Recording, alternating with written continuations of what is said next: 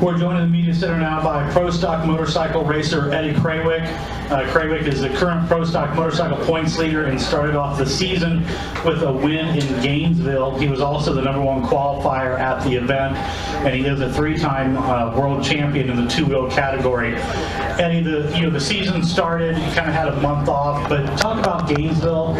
Looking back on that, after downloading all the data, did you guys think that you had the perfect weekend, or still a lot left to chase this year? Well, I'm a drag racer. I'd say we're never satisfied, but it definitely was. It was one of those career weekends when you sit back and you look at all your statistics throughout your lifetime of racing, and in the end, for me, I definitely think Gainesville was an awesome one. Being able to go low ET basically every round except one. Through qualifying and all the way through race day eliminations. It's tough to do that, definitely with the caliber of motorcycles out there that we're racing against right now. I just would say we were prepared. We had all our ducks in a row. A lot of your races are, well, I wouldn't even say a lot of them. I would say all your races are won back at the shop. Because when you come to the racetrack, you need to be prepared to race. We had all winter long, 3.5, 4 months of getting ready and preparing, and that just shows you how dedicated and how good our guys are to make sure that they have their stuff all lined up, everything we need when we get to the track. We just need to focus on getting our motorcycle from starting line to finish line as fast as it can, and that gives our crew chief, Matt Hines, a little more leeway. He doesn't have to think about it or work on anything. We went and tested for 2 days. Made 12 runs on each one of our motorcycles, so essentially going into Gainesville, we had 24 runs of data between Andrew's bike and my bike. Our bikes are virtually identical.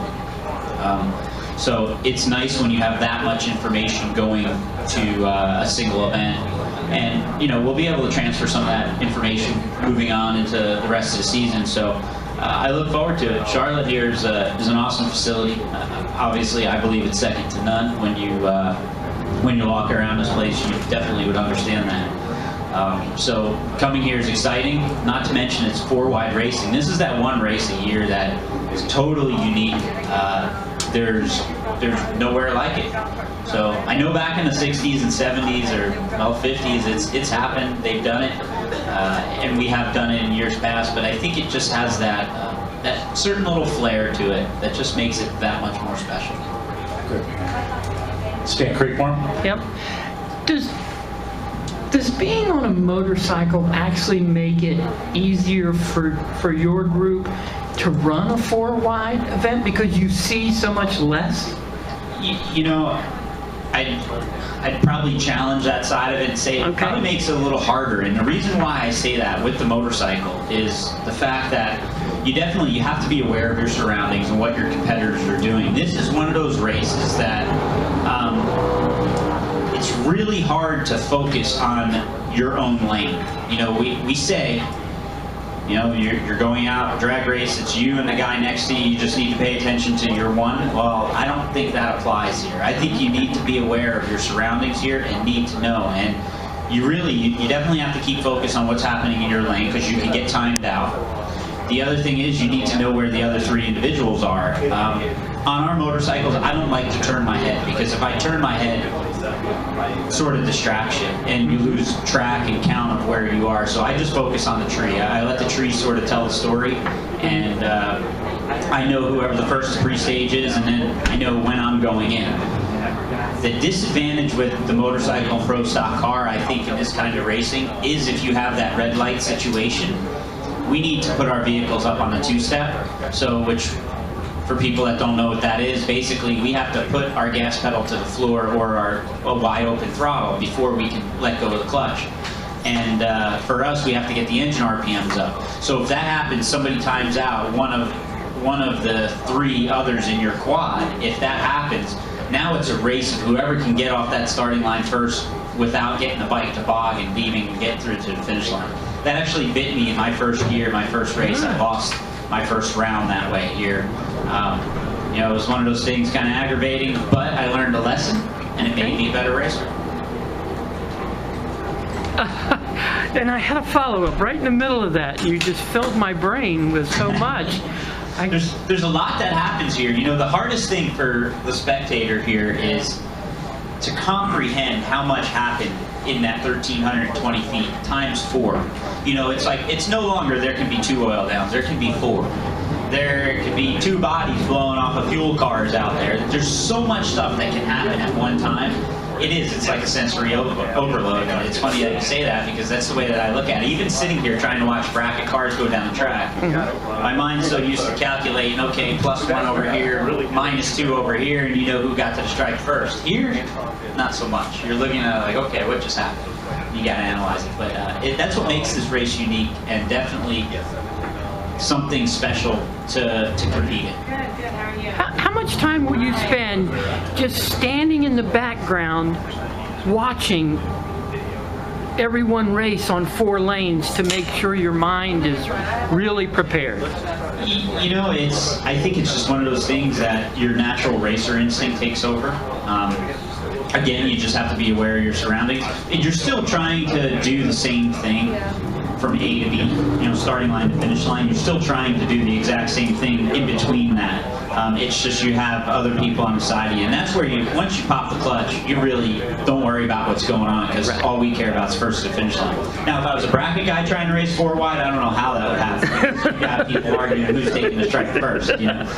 But it's definitely it's what makes it unique, and as we said already, you know, it's sensory overload. You have to figure it out. The coolest thing ever is when you have 4 fuel cars go down, leave the starting line almost identical, and run almost 4 of the simultaneous ETs. It's an unbelievable sight, and honestly, I think that's why everybody comes to see it.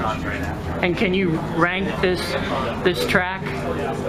Where does it stand amongst all the other tracks that you've run? Well, hands down, I would say Charlotte is the best facility in the country. I would say this track it's the most brand new. It's the most technologically advanced right now. I mean, there are some other ones starting to raise the bar with scoreboard and certain stuff, but you know, when the Smith family does things, they definitely don't, you know, say, oh well, let's not put those scoreboards up because, you know, they're too expensive. Let's just get the best that there is.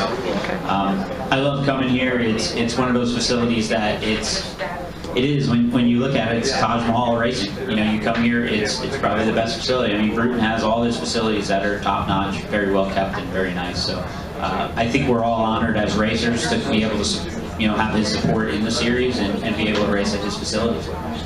Thank you. With the condition, how much are you watching the conditions? Obviously,